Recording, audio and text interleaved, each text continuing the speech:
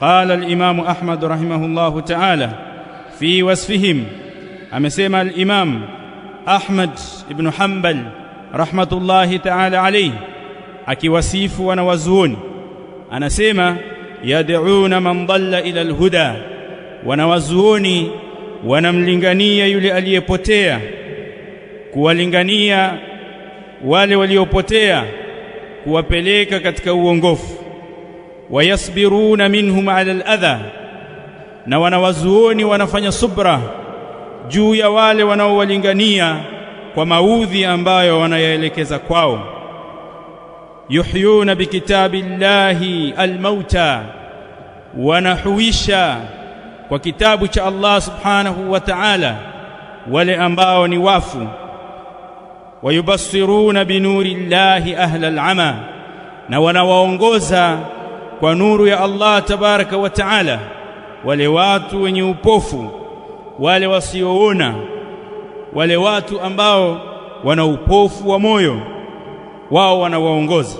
Fakam min qatilin li iblisi qad ahyawhu, ni wangapi katika wale waliouawa na Ibilisi mauti ya jahal, wao wamewahuisha, wamewafufua watu ambao nyoyo zao zilikuwa zimepotezwa na Ibilisi.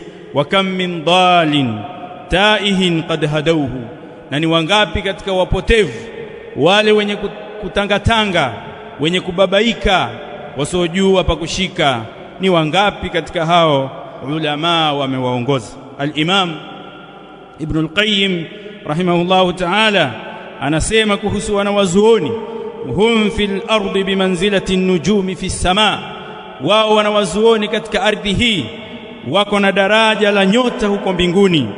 Bihim, kupitia wao, yahtadi al-hayranu fi adh-dhalma, anaongoka yule mwenye kubabaika katika giza.